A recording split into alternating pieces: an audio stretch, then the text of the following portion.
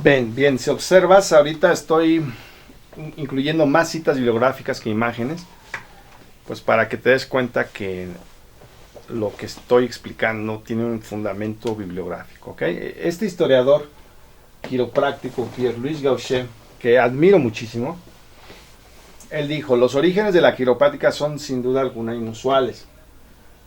Es muy probable que esta disciplina terapéutica basada en una experiencia original que ha resultado ser única, la del ajuste de Harvey Lila por Palmer, nunca se ha repetido y quizás nunca se repetirá. A ver, erudito brillantísimo, ¿dónde está tu brillantez? ¿Sí? Nunca se ha repetido y quizás nunca se repetirá. A ver, ¿cuál es uno de los objetivos de la ciencia? Le llaman reliability, validity, ¿no? Que pueda ser reproducible. Entonces significaría que todos los sordomudos que viven en la Ciudad de México y área conurbada, los vamos a llamar, les vamos a ajustar T4, entonces todos tendrían que recuperar la facultad del auditiva, porque según Daniel David Palmer, y lo que le dijo a Harvey Lila, era que ajustándole, él tenía la sordera porque tenía una lesión en la columna vertebral. A ver, Palmer, por favor resucita, vamos a resucitarlo de la tumba y que le diga lo mismo a todos los sordomudos, los sordos de la Ciudad de México, y que les ajuste T4 a ver si eso realmente se puede hacer, ¿ok? Nunca se ha repetido y quizás nunca se repetirá. Esto sucedió tan solo con 2 ajustes, dice este brillante erudito, ¿no?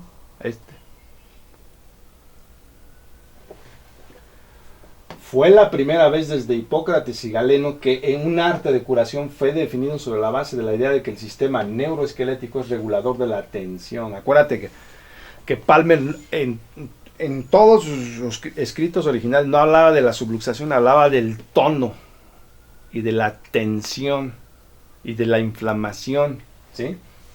Y que trabajaban juntos en forma coherente la columna vertebral, el sistema nervioso y algo más importante, un enfoque energético. Fue algo revolucionario en aquella época. Pero Gaucher, ¿dónde estabas cuando escribiste esto? ¿Dónde está tu brillantísima erudición que tanto admiro? ¿Sí? Aquí está, Chiropractic History, volumen 8. A ver, ¿no? Fue la primera vez desde Hipócrates y Galeno que un arte de curación fue definido sobre la base de la idea de que el sistema etcétera, etcétera. Hermano, doctor en historia, no conoces la historia de la medicina, con el debido respeto.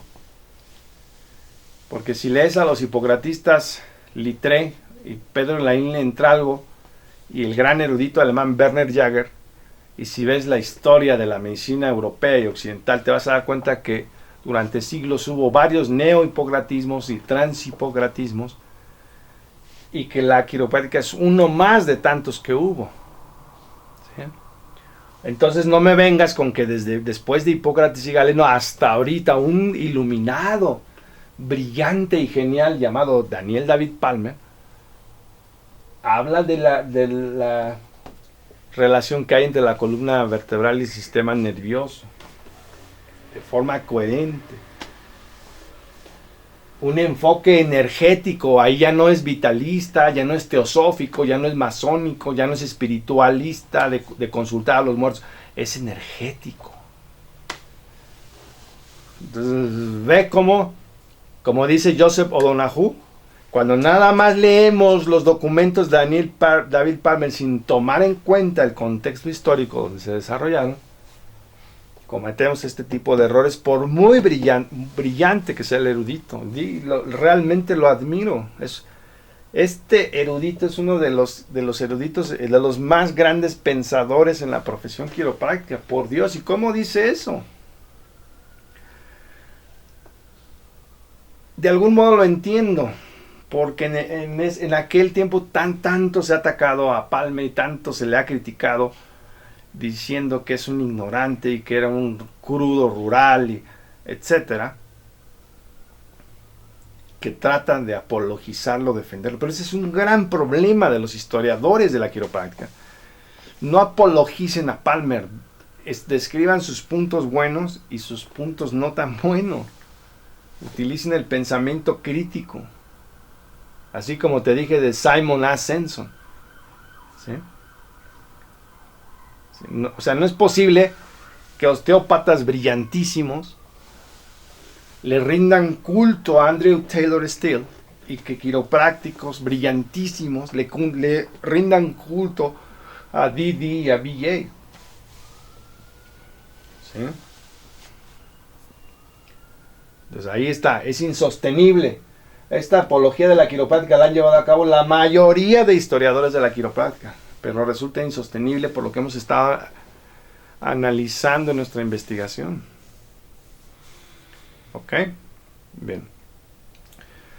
Independientemente de todo, y quiero brindar un homenaje a este hombre que ya falleció, porque él estudió en esta obra algunos aspectos muy importantes de las raíces históricas de la quiropráctica. Él murió en 1996 y presentó sus investigaciones en 1983 mediante una tesis doctoral entregada a la escuela parisina llamada Escuela de Estudios de Ciencias Sociales y traducida al inglés y publicada por el National College of Chiropractic. Así que un aplauso a este hombre que desafortunadamente ya falleció, pero así como él hay otros que han estudiado la historia de la profesión desde un punto de vista erudito. Y este es un verdadero erudito, o sea, lo reconozco. Bien, pero no podemos decir esto, jamás. Nunca se ha repetido y quizás nunca se repetirá, ¿sí? O sea, la caja negra de Palmer. ¿Qué pasó ahí? ¿Quién sabe? Una caja negra. Nunca se repitió y nunca se repetirá. ¿Sí? Y con solo 2 ajustes. Y así surgió toda una profesión, ¿no?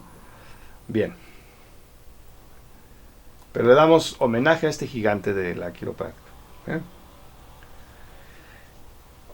Ahora volvemos al tema de T4.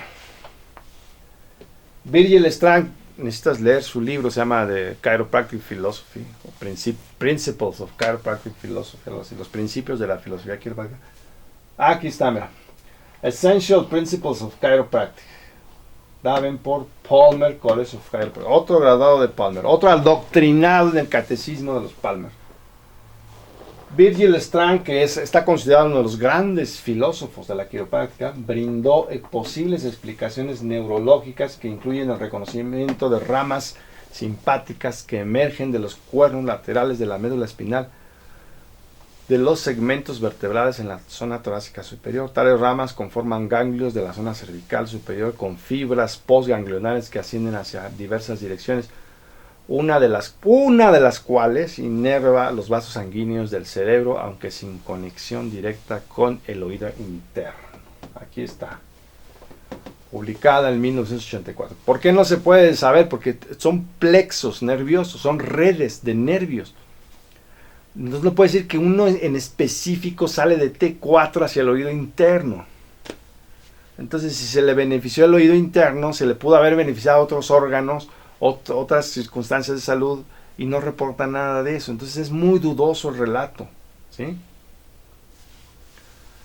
Cyrus Lerner, que ya había citado, mencionó en una investigación que el relato de Harvey Lillard era más bien apócrifo, incluso mitológico. Apócrifo significa que es un relato espurio, que es una invención, que es un cuento de hadas, ¿sí? Mitológico. Cyrus Lerner, Report on History of Chiropractic, Palmer College Library Archives, ¿sí? Archivos de la biblioteca de la escuela de Palmer, Davenport, 1954.